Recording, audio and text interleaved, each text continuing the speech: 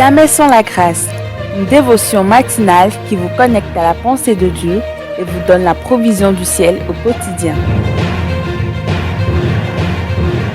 Bonjour chers amis, chers internautes, nouvelle journée, nouvelle provision. Bienvenue dans cette deuxième dévotion de cette semaine. Père, nous prions pour une sagesse divine de pouvoir communiquer ta parole avec précision et avec douceur afin que nous puissions toucher du doigt ton amour que tu as encore réservé pour nous aujourd'hui. Amen. Alors, chers amis, chers internautes, nous continuons dans cette pensée, depuis de la semaine dernière, de cette semaine, et je vous propose pour aller un peu plus loin, alors que nous avions parlé du regard hier, lorsque nous regardons les choses, lorsque nous regardons Thessalonique, que voyons-nous? Lorsque nous regardons ce que nous voyons. C'est très, très important. C'est la vision que nous avons des choses qui fait toute la différence. Les choses en elles-mêmes ne sont pas un problème. Non, tout est pur pour celui qui est pur.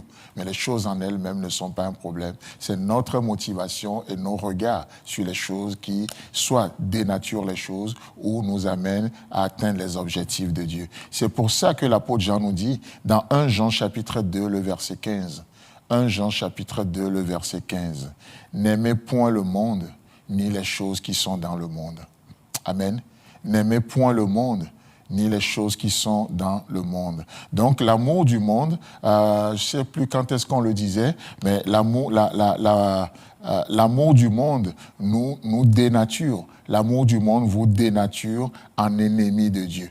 Ça vous dénature en ennemi de Dieu, car l'amour du monde produit l'amour pour le monde. Je crois qu'on avait déjà parlé de ça un peu. Et c'est pour ça, l'apôtre Jean va continuer dans ce même verset qu'on a lu tout à l'heure, 1 Jean chapitre 2, le verset 15. La suite nous dit, « Si quelqu'un aime le monde, l'amour du Père n'est point en lui. » Là, nous avons cette expression, l'amour du Père. Jean nous dit, il nous sort cette expression, l'amour du Père. Si quelqu'un aime le monde, alors l'amour du Père n'est point en lui. Vous savez, en tant que parents, parfois nous sommes là, on se bat, on veut que nos enfants aiment le Seigneur, qu'ils marchent avec le Seigneur, qu'ils aient de l'amour pour Dieu, et nous oublions la source.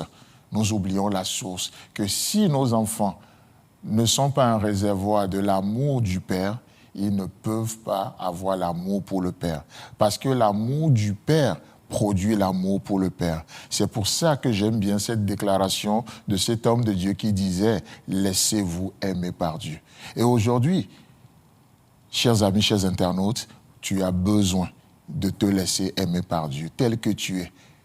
Oh, peut-être toi, tu ne t'aimes pas, il n'y a pas de souci, mais permets à Dieu de t'aimer. Laisse Dieu t'aimer. Et tu vois que lorsque Dieu t'aime, et cet amour de Dieu va produire l'amour pour Dieu, et du coup, on va commencer par aimer ce que Dieu aime.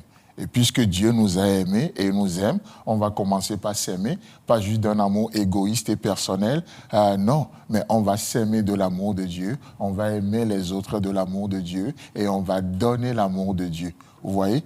Donc, l'amour du Père produit l'amour pour le Père. Donc, qu'est-ce que c'est que l'amour du Père? Cet amour n'a rien à voir avec l'amour pour le Père. Il faut qu'on soit clair dessus. L'amour du Père n'a rien à voir avec l'amour pour le Père. Non. L'amour pour le Père, c'est ce que l'humain tente de faire. Vous voyez? L'amour pour le Père, c'est ce que l'humain tente de donner au divin en retour. Et ça, c'est ce que nous voyons dans Deutéronome chapitre 6, le verset 5. La Bible nous dit, « Tu aimeras l'Éternel, ton Dieu, de tout ton cœur, de toute ton âme et de toute ta force. » Matthieu va reprendre cela dans Matthieu chapitre 22, le verset 37. Et Jésus lui dit, « Tu aimeras le Seigneur, ton Dieu, de tout ton cœur, de toute ton âme et de toute ta pensée. » Et ça, c'est ce que l'humain tente de donner au divin en retour de quelque chose qu'il a reçu normalement. Et l'amour pour le Père, dans sa nature et par définition, est limité. C'est limité, c'est humain. Donc, comment pourrais-je aimer Dieu de tout mon cœur, de toute mon âme, de toute ma pensée? Si l'amour pour le Père est humain et limité, comment je peux remplir ces conditions-là d'aimer de Dieu de tout mon cœur, de toute mon âme, de toute ma pensée? Chers amis, chers internautes, il y a une chose qui se présente à nous. On réalise que ce n'est pas possible, Même si l'esprit est bien disposé, la chair est faible. Alors, une chose, on a besoin de se laisser aimer par Dieu.